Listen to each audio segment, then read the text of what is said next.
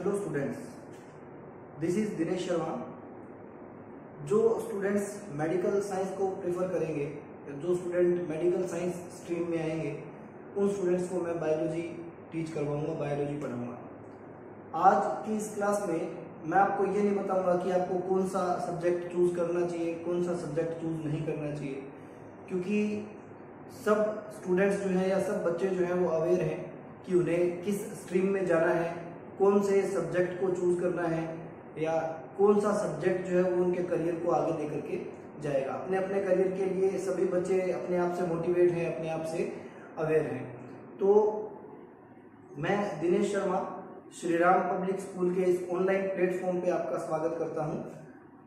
आज हम basic introduction subject का कि बायोलॉजी क्या है और बायोलॉजी के अंदर हम किन किन चीज को पढ़ने वाले हैं, और एक ऐसे चैप्टर को मैं आज आपसे इंट्रोड्यूस करवाऊंगा जो कि आप पिछली क्लासेस के अंदर भी बहुत अच्छे से पढ़ चुके हैं। तो सबसे पहले अपन ये डिस्कस करते हैं कि सब्जेक्ट जो हमारा है बायोलॉजी, एक्चुअल में उसका वर्ड मीन क्या है या क्यों उसे बायोलॉजी हम बोलते हैं। तो बात करते हैं बायोलॉजी की। बायोलॉजी जो है वो दो वर्ड के मिक्सचर से बना है। The first one is BIOS and second one is लोगस। The first one is BIOS and second one is लोगस। BIOS जो है, बायोस का मतलब यहां लिविंग फैक्टर या लिविंग ऑर्गेनिज्म से है, और लोगस का मतलब यहां स्टडी से है। ठीक है, बायोस का मतलब यहां लिविंग फैक्टर और ऑर्गेनिज्म से है, और लोगस जो वर्ड है, लोगस हमें यहां बताता है स्टडी के लिए। तो अगर हम इसको डिफाइन करें या अगर हम इसको इस वर्ड मीन के अकॉर्डिंग सेटल करें तो हम ये कह सकते हैं कि साइंस का वह ब्रांच या साइंस का वो ब्रांच जिस ब्रांच में, in which branch which studies about living organism और living factor is known as biology. तो बायोलॉजी साइंस का एक ऐसा ब्रांच है, बायोलॉजी साइंस का एक ऐसा ब्रांच है जिसके अंदर हम स्टडी करते हैं, जिसके अंदर हम स्टडी करते हैं लिविंग ऑर्गेनिज्म के बारे में। अब बात आती है लिविंग और नॉन लिविंग का मतलब क्या है। तो लिविंग ऑर्गेनिज्म का मतलब ये है या लिविंग फैक्टर का मतलब ये है कि पर्टिकुलर जो ऑर्गेनिज्म लोकोमोशन करते हैं, मूवमेंट करते हैं, लोकोमोशन करेंगे, मूवमेंट करेंगे, रिप्रोडक्शन करते हैं, उसके अलावा ट्रांसपोर्टेशन या हम इसको कह देते हैं सर्कुलेशन। ठीक है, डाइजेशन। तो ये कुछ एक मैकेनिज्म है, रेस्पिरेशन, ये कुछ एक मैकेनिज्म है जो आपको सिर्फ कहां देखने को मिलेंगे, लिविंग ऑर्गेनिज्म में देखने को मिलेंगे। नॉन लिविंग ऑर्गेनिज्म के अंदर ये सब आपको देखने को नहीं मिलेगा। तो बायोलॉजी के अंदर हम मेनली स्टडी करते हैं इसको, लिविंग ऑर्गेनिज्म को, और ये जो स्पेशलिटीज हैं आपके सामने जो मैंने लिख रखा है, ये सारी की सारी स्पेशलिटीज जो हैं ये लिविंग ऑर्गेनिज्म की है।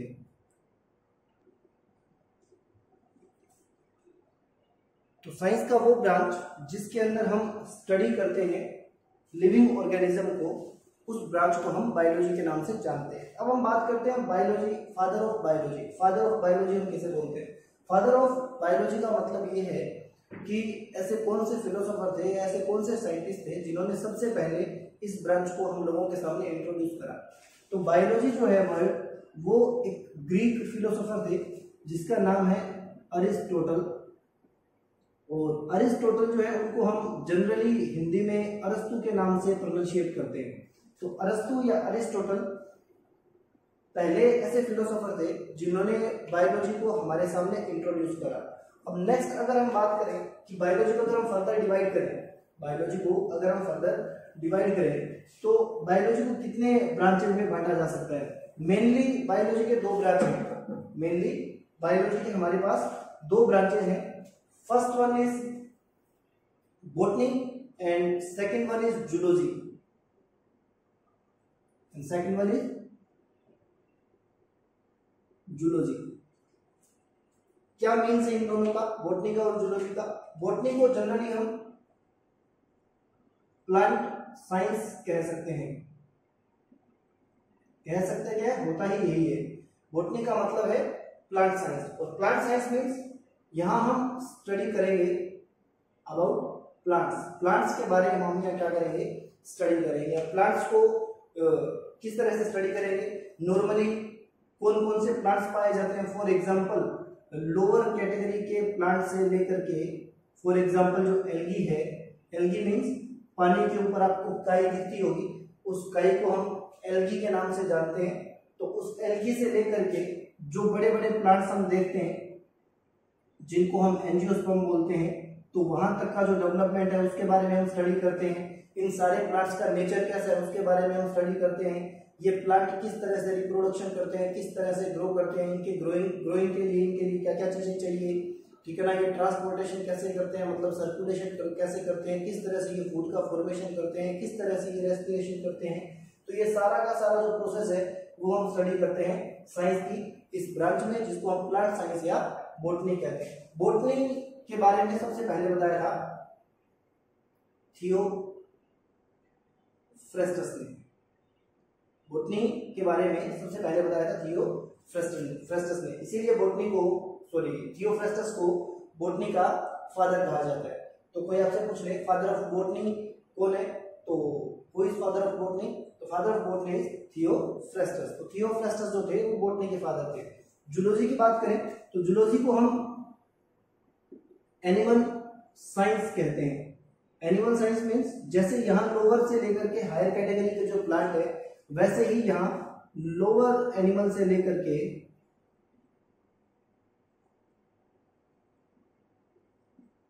हायर जो एनिमल है, लोअर जो एनिमल है उनसे लेकर के, लोअर एनिमल मीन्स सबसे लोअर क्लास के एनिमल्स हैं जैसे अमीबा,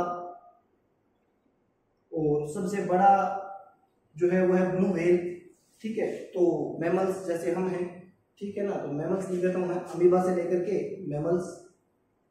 तो यहां तक का जो सारा ट्रेवल है अमीबा से लेकर के मैमल्स, यानी किस तरह से एक सिंगल सेलुलर ऑर्गेनिज्म से मल्टी सेलुलर इतने बड़े बड़े ऑर्गेनिज्म बने, ठीक है ना। जैसा जो प्रोसेस हम बॉटनी के अंदर स्टडी करते हैं, जितना भी इनका फंक्शन है, ट्रांसपोर्टेशन हो गया, रेस्पिरेशन हो गया, ठीक है, उसके अलावा डाइजेशन हो गया वगैरह वगैरह, तो सब चीजें इनके ऑर्गन्स की स्टडी, तो ये सब चीजें जो है हम स्टडी करते हैं जूलॉजी के अंदर। और zoology, the father of zoology कौन है? फादर ऑफ जूलॉजी भी अरिस्टोटल ही है, जिनको नॉर्मली हम क्या बोल देते हैं, अरस्तु, ठीक है। Father of biology and father of zoology ये दोनों सेम है, Aristotle. And father of botany है थियोफ्रेस्टस। बॉटनी नेम, बॉटनी को हम प्लांट साइंस बोलते हैं, जूलॉजी को हम एनिमल साइंस बोलते हैं। तो इस तरह से हम बायोलॉजी को एक मेन दो ब्रांचेस के अंदर स्टडी कर सकते हैं। फर्दर भी इनको डिवाइड किया जा सकता है, जैसे प्लांट इकोलॉजी, ठीक है ना, उसके अलावा फिजियोलॉजी, वैसा ही जूलॉजी के अंदर एनिमल फिजियोलॉजी, प्लांट फिजियोलॉजी। तो वो बात की बातें हैं, जैसे जैसे हम इस क्लास के अंदर आगे जाएंगे वैसे वैसे हमें ये चीजें समझने को मिलेंगी। तो अब मैं बात करना चाहूंगा आपसे उस टॉपिक के बारे में जिसको हमने स्टार्ट करना है। तो आज मैं बेसिक आपको बताऊंगा कि नॉर्मली हम किस चैप्टर को आज स्टडी करने वाले हैं और उस चैप्टर का क्या फंडामेंटल सिस्टम है और कहां तक वो हमारे से लिंक करता है। तो हम चाहे किसी भी ऑर्गेनिज्म को देखें, कोई भी ऑर्गेनिज्म है हमारे पास, चाहे वो प्लांट है और चाहे वो एनिमल है, और चाहे वो लोअर क्लास का है चाहे वो हायर क्लास का है। मेरी बात आप समझ पा रहे होंगे, कोई भी ऑर्गेनिज्म है चाहे वो लोअर क्लास का है चाहे वो हायर क्लास का है। तो लोअर और हायर कोई भी ऑर्गेनिज्म है, ये सब जो है ये बने होते हैं मिलकर के सेल से, ठीक है। तो सेल जो है वो एक फंडामेंटल यूनिट है हमारी लाइफ की, ठीक है, हमारे लाइफ की एक फंडामेंटल यूनिट है सेल। तो हम जिस चैप्टर को डिस्कस करने वाले हैं या जो चैप्टर आज आपको पढ़ाया जाएगा आगे की क्लासेस के अंदर, जिस चैप्टर्स के वीडियोस आपको मिलेंगे स्कूल के इस प्लेटफॉर्म के थ्रू, ठीक है, तो उसके अंदर आपको सेल के बारे में बताया जाएगा। नोट्स आप सबको प्रोवाइड करवा दिए गए हैं, तो आप अपने ग्रुप के अंदर देखें, पीडीएफ नोट्स आपको अवेलेबल करवा दिए गए हैं। और जब भी आपको पढ़ाया जाएगा तो आप नोट्स साथ में लेके बैठें। तो सेल जो है वो एक फंडामेंटल यूनिट है, सेल जो है वो एक फंडामेंटल यूनिट है, और इसी के बेस पे हम चैप्टर नंबर 8 को स्टार्ट करेंगे, जिसका नाम रहेगा cell the unit of life. Cell the unit of life, ठीक है। तो आज मैं सिर्फ आपको इसका डेफिनेशन बताऊंगा, सेल का डेफिनेशन बताऊंगा कि एक्चुअल में सेल को हम किस तरह से डिफाइन कर सकते हैं। अगर एक लाइन के अंदर हम सेल का डेफिनेशन देखें तो हम ये कह सकते हैं कि structural and functional unit of body, structural and functional unit of body is known as cell. दो चीजें हैं, नंबर 1 स्ट्रक्चर और नंबर 2 फंक्शन। तो किस तरह से स्ट्रक्चर का फॉर्मेशन होगा, ठीक है, स्ट्रक्चरल यूनिट क्यों बोलते हैं और फंक्शनल क्यों बोलते हैं उसकी बात करते हैं। स्ट्रक्चरल की बात करें तो आपको पता है एक सिंगल सेल, सेल्स का जब ग्रुप बनेगा तो फॉर्मेशन होगा टिश्यू का। टिश्यू जब इकट्ठे होंगे बल्क के अंदर तो टिश्यू बनाएंगे टिश्यू सिस्टम। टिश्यू सिस्टम जो है वो फॉर्मेशन करेगा ऑर्गन का। ऑर्गन जो है इकट्ठे होकर के फॉर्मेशन करेंगे ऑर्गन सिस्टम का, और ऑर्गन सिस्टम जो है वो आगे चल करके फॉर्मेशन करेंगे एक कंप्लीट बॉडी का, ठीक है। हम बात करते हैं जैसे ऑर्गन की अगर हम बात करें तो जैसे हम डाइजेस्टिव सिस्टम पढ़ते हैं, आपने 10th क्लास में डाइजेस्टिव सिस्टम पढ़ा होगा। तो डाइजेस्टिव सिस्टम के अंदर अलग अलग ऑर्गन है, जैसे इसोफेगस, जैसे स्टमक, जैसे इंटेस्टाइन, ठीक है। तो अलग अलग ऑर्गन से मिलकर के ऑर्गन सिस्टम बनता है, और बहुत सारे ऑर्गन सिस्टम जब इकट्ठे हो जाते हैं जैसे digestive system, respiratory system, excretory system, तो ये सब सिस्टम मिलाकर के फॉर्मेशन करते हैं एक बॉडी का।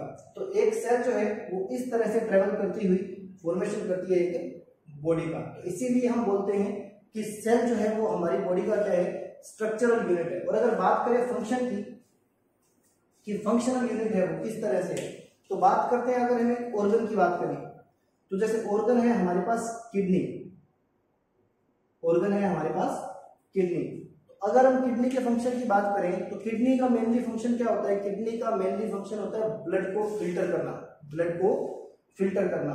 तो ब्लड को फिल्टर किडनी के अंदर करता कौन है, आपने 10th क्लास के अंदर ये पढ़ा होगा। किडनी जो है उसका फंक्शनल यूनिट जो है वो है nephron. Nephron is a single cell, ठीक है। नेफ्रॉन क्या है, एक सिंगल सेल है। नेफ्रॉन जो है बहुत सारे नेफ्रॉन जो है वो मिल करके क्या करते हैं, ब्लड का फिल्ट्रेशन करते हैं।